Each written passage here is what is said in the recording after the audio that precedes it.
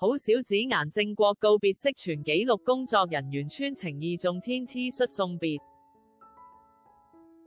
娛樂圈再度低沉，因為知名演員顏正國的告別式今日上午在板橋殯儀館景福廳隆重舉行。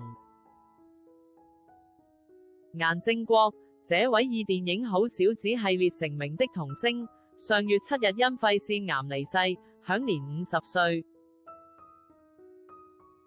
今天上午10點，景福廳外已佈滿白色鮮花，場面懸掛着顏正國殺青宴字樣，場面莊嚴又氣派。早在告別式開始前，現場的氣氛就充滿哀傷與敬意。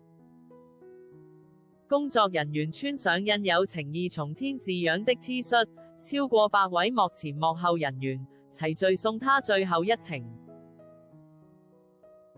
有人默默擦拭眼淚，有人握着顏正國生前的照片凝望，仿佛在回顧這位演員一生的起伏與光影歲月。顏正國的演藝生涯宛如一部電影般跌宕起伏，他以好小子系列電影嶄露頭角，更憑兒子的大玩偶入圍金馬獎。然而，在事業巔峰之際，他一度誤入歧途，人生經歷了低潮與曲折。直到2012年出獄後，顏正國決定重新出發，展現堅強意志，以書法教師和導演身份重拾事業。2018年，他執導的《角頭2》王者再喺創下亮眼票房，讓許多迷途者重新燃起希望。告別式上，許多圈內好友與影迷也到場致意。有人帶着鮮花，有人默默低頭，甚至有粉絲特意穿上顏正國生前喜愛的服飾，表達最後敬意。鋼鐵巴等生前好友負責協調告別式全程，從佈置靈堂到安排儀式細節，無一不展現情義重天的精神。現場禮生穿着隆重禮服穿梭其中，確保每一位親友都能順利參與告別。回顧顏正國的一生，他的故事不僅是電影鏡頭下的光鮮亮麗，也是一段真實人生的勵志篇章。從童星到叛逆少年，從誤入歧途到出獄重生，再到票房導演，他的人生充滿戲劇性與震撼力。許多人感嘆，如果沒有那些低潮，也許無法造就今日的顏正國，一位真正懂得人生喜樂、敢於面對挑戰的藝人。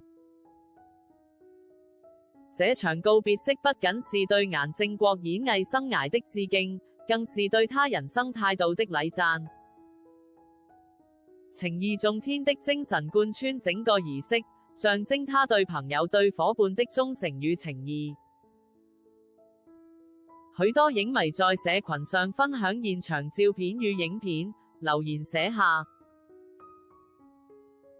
顏正國一路好走，永遠的好小子，我們不會忘記你。他的故事激勵了太多人。告別式過程中，不少現場人士表示，看到這麼多人自發前來送別，心中充滿感動。從童星到導演，顏正國的人生宛如電影般精彩，他的起伏與重生故事，也讓後輩藝人看見，即使曾迷失方向，也仍有重新站起的機會。最後，告別式在莊嚴與感動中結束，白色鮮花與情義重天的 T 恤，仿佛化作永恆的記憶，陪伴顏正國踏上最後旅程。這場儀式不僅是送別，更是一種對人生起伏的尊重與致敬，也提醒娛樂圈每一位人，光鮮亮麗背後，是堅持努力與情義交織的真實人生。